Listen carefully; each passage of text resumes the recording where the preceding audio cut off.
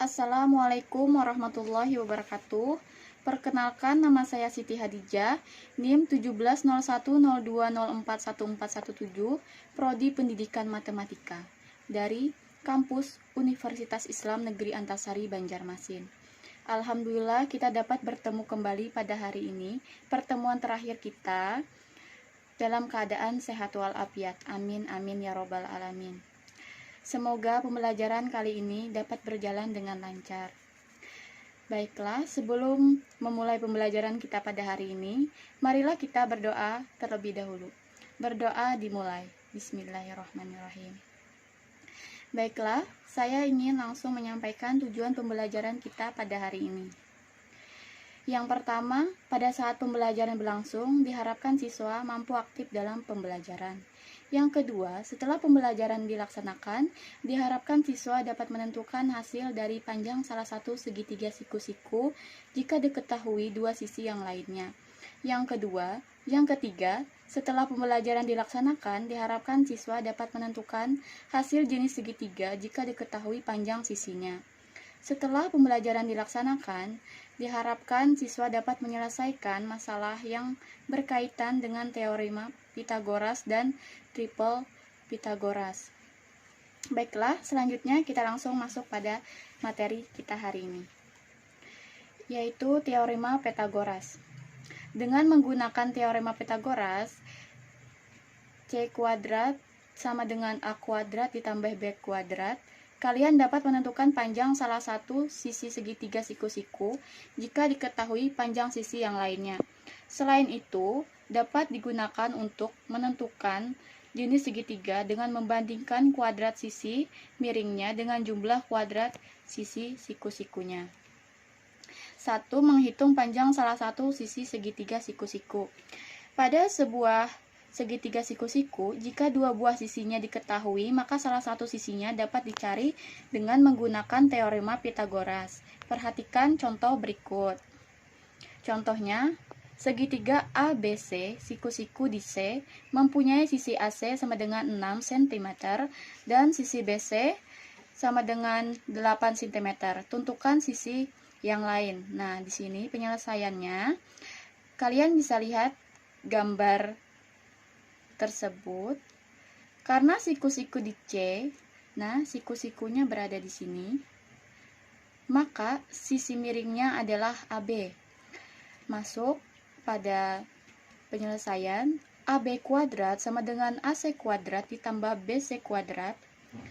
Selanjutnya, AB kuadrat sama dengan 6 kuadrat ditambah 8 kuadrat. Karena kita sudah mengetahui bahwa AC yaitu 6 dan BC yaitu 8. Lanjut, AB sama dengan akar 36 ditambah 64. Jadi hasilnya AB sama dengan akar 100. Jadi AB sama dengan 10 karena akar dari 100 adalah 10. Jadi sisi miring dari segitiga siku-siku ABC adalah 10 cm. Selanjutnya, 2. Menentukan jenis segitiga jika diketahui panjang sisi-sisinya. Teorema Pythagoras dapat digunakan untuk menentukan jenis segitiga jika diketahui panjang sisi-sisinya.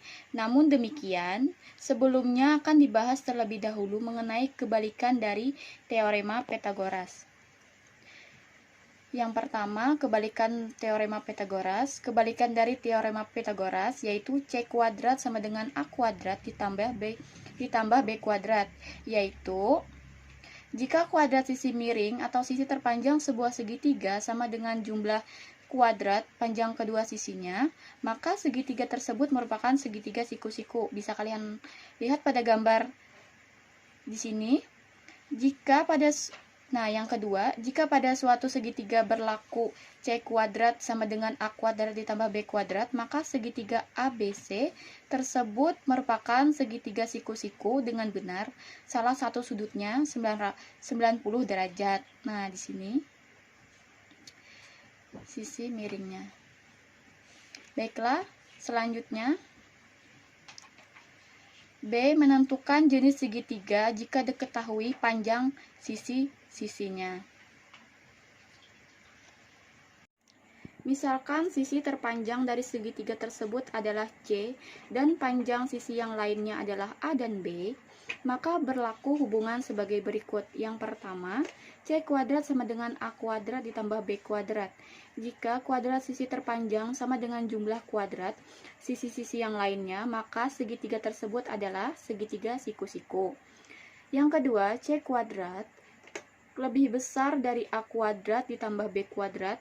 Jika kuadrat sisi terpanjang lebih besar dari jumlah kuadrat sisi-sisi lainnya, maka segitiga tersebut adalah segitiga tumpul. Yang ketiga, C kuadrat kurang dari A kuadrat ditambah B kuadrat.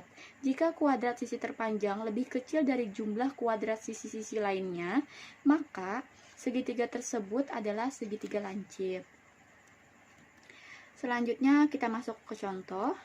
Diketahui segitiga dengan sisi-sisinya adalah 6 cm, 12 cm, dan 13 cm. Tentukan apakah segitiga tersebut merupakan segitiga tumpul, siku-siku, atau lancip. Nah, kita masuk ke penyelesaiannya. Sisi terpanjangnya adalah 13. Nah, dari soal kita mengetahui bahwa sisi terpanjang adalah 13 cm.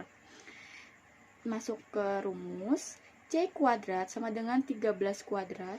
Dari perpangkatan 13 kuadrat yaitu menghasilkan 169. Dan A kuadrat ditambah B kuadrat sama dengan 6 kuadrat ditambah 12 kuadrat. Jadi 6 kuadrat atau 6 pangkat 2 adalah 36. Ditambah 12 pangkat 2 hasilnya 144. Jadi 36 ditambah 144 hasilnya 180. Karena C kuadrat di sini hasilnya 169. Nah, kurang dari A kuadrat ditambah B kuadrat, sedangkan A kuadrat atau A pangkat 2 ditambah B pangkat 2 hasilnya 180. Sehingga segitiga tersebut merupakan segitiga lancip. Kita mengetahui dari syarat yang sudah saya jelaskan tadi. Selanjutnya, B. Penerapan teorema Pythagoras dalam kehidupan sehari-hari. Kita masuk ke contoh. Pino menaikkan layang-layang dengan benang panjangnya 250 meter. Jarak Pino dengan titik yang tepat berada di bawah layang-layang adalah 70 meter. Hitunglah ketinggian layang-layang tersebut. Nah, di sini ada penyelesaiannya. Untuk memudahkan menyelesaikan dalam persoalan di atas, digambarkan sketsanya terlebih dahulu sebagai berikut. Di sini ada gambaran sketsanya, bisa kalian lihat. Panjangnya 250 meter. Dan jarak Pino di bawah layang-layang tadi yaitu 70 meter. Baiklah, AB merupakan jarak Pino di tanah dengan titik yang tepat berada di bawah layang-layang dan AC merupakan panjang benang. Tinggi layang-layang dapat dicari dengan teorema Pythagoras yaitu, dan di sini ada rumusnya, BC sama dengan akar dalam kurung AC kuadrat ditambah AB kuadrat tutup kurung. Masuk, disubstitusikan, BC sama dengan akar 250 kuadrat atau pangkat 2 ditambah 70 pangkat 2. BC sama dengan akar dari hasil 250 pangkat 2 tadi 62.500 dipangkatkan 2 lagi ditambah hasil dari 70 pangkat 2 yaitu 4.900 pangkat 2. Jadi BC sama dengan hasil dari perpangkatan 62.500 tadi pangkat 2 ditambah 4.900 pangkat 2. Jadi hasilnya adalah akar 57.600. BC sama dengan hasil dari perpangkatan 57.600 hasilnya yaitu 240 meter. Jadi ketinggian layang-layang tersebut adalah 240 meter. Selanjutnya kesimpulan. Jadi kesimpulan dari pembelajaran hari ini, teorema Pythagoras dengan menggunakan teorema Pythagoras yaitu C kuadrat sama dengan A kuadrat ditambah B kuadrat. Kalian dapat menentukan panjang salah satu sisi segitiga siku-siku jika diketahui dua sisi yang lainnya. 1. Menghitung panjang salah satu sisi segitiga siku-siku. Pada sebuah segitiga siku-siku, jika dua buah sisinya diketahui, maka salah satu sisinya dapat dicari dengan menggunakan teorema Pythagoras. Yang kedua, menentukan jenis segitiga jika diketahui panjang sisi-sisinya.